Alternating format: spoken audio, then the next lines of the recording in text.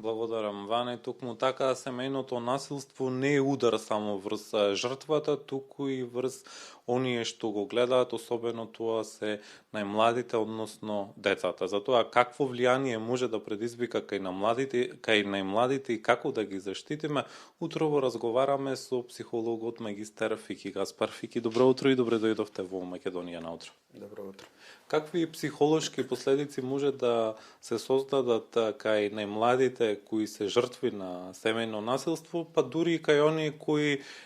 сведочат за семејно насилство, а не се директни учесници? Така, големи ефекти семејното насилство има врз сите учесници, исто така и на младите кои што се индиректно дел од тоа се сметаат за жртви,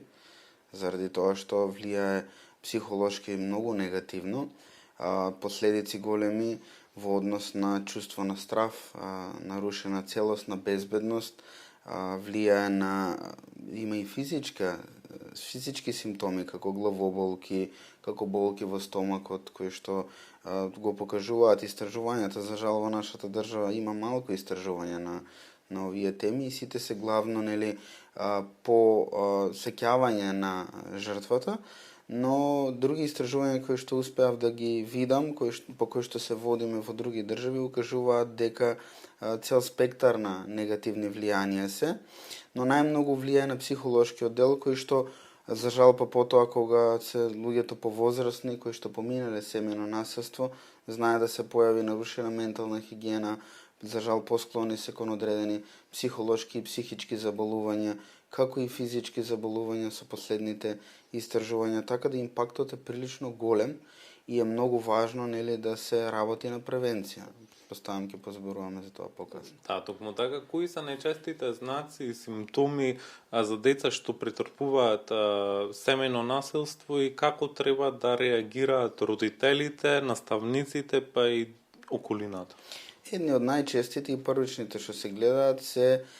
присуство на страв, присуство на несигурност, многу често знае да се појави агресивно однесување, зависно од за каква возраст се работи на детево. Обично тинејџерите знаат да бидат поиритабилни, понервозни, но исто така многу често се гледа дека се прави едно повлекување од социализацијата, намалено дружење со другарчињата, потреба да се остане сам, чувство дека имаме нагон да се изолираме целосно и тоа многу често индикатор дека нешто се случува и има некоја нарушена ментална хигиена или во овој случај дека има некое влијание кое што ги прави да децата се чувствуваат така и да имаат таа потреба и тоа е веднаш индикатор дека треба да се види подлабоко што се случува и како се случува, да проба да се поразговара со тоа дете, а најчесто за жал на почетокот ќе има одбивност и затвореност заради самата несигурност на ситуацијата, но истражувањата покажуваат дека деца и покрај тоа што се само сведоци чувствуваат голема вина, најмногу заради тоа што не можат некако да влијаат и да помогнат во таа ситуација и таа вина ги повлекува во себе и ги изолира од останатите. Колку е важна раната интервенција кај овие деца и какви последици може да има потиснувањето на траумите од детството во подоцнежните години? Да, најдобро е да има превенција, воопшто да не се случува семејното насилство, со тоа децата да можат да бидат безбедни и да се оформат развојно како што треба.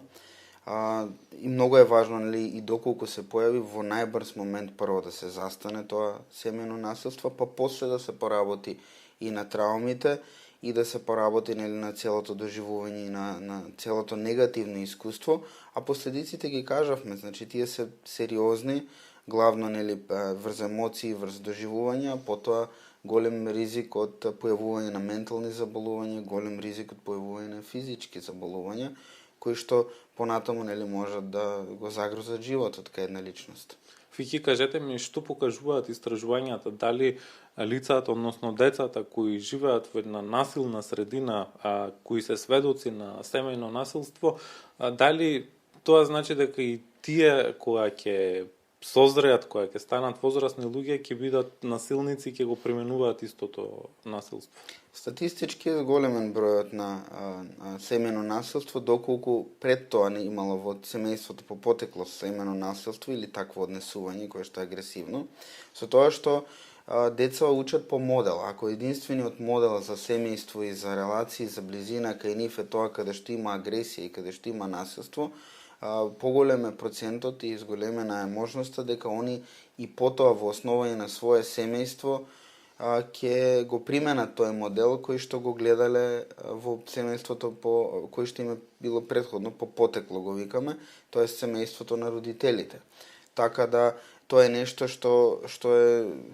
интересно затоа што и покрај тоа што нели семејното насилство е доживеано тешко и со трауми е доста травматична работа, имаме тенденција и гледаме дека знае да се повтори како единствен модел на однесување кој што тие го знаат и го учат. И треба доста работа за да се психолошка па и психијатриска работа за да се даде друг модел и да се покаже дека може да се функционира без таков образец на однесување. Какви се психолошките методи за овие деца кои претрпуваат семејно насилство и кога е време да се побара помош од стручни лица или од институции? Да. Времето се знае, значи првиот момент кога ќе се почувствува било што од тој аспект, тоа е тогаш е времето кое што треба да се побара помош. Се работи на поширок спектар на најчесто психолозите и психијатрите се вклучени, психијатрите со медикаментозна терапија и со одредени други методи, а психолозите прават индивидуален план за работа, главно е врзано за психотерапија и одредени други психолошки тестирања, но најважно е да се застане тој образец и да личноста не биде веќе изложена на тоа семено насилство и на тие трауми, и тоа е многу важно и е првиот чекор, затоа што вие колку и да работите, моментот кога детето или возрастната личност ќе влезе повторно во тој круг, нели, на семено насилство, на небезбедна средина, на страф, на реакција на телото, што го викаме fight or flight, бори се или бегај, е нешто кое што повторно ќе го врати во таа ситуација и вие некако се враќате назад во целиот процес на работа, така да индивидуални се работите, но најважно е да се направи стоп на семејното насилство. Така, благодарам Фики за одвоеното време и за разговорот во Македонија наутро, да се надеваме дека ќе имаме што помалку случаи каде жртвите на семејно насилство се токму деца. Да се надевам. Ване разговаравме со психологот магистер Фики Гаспар за семејното насилство и како тоа влијае врз најмладите.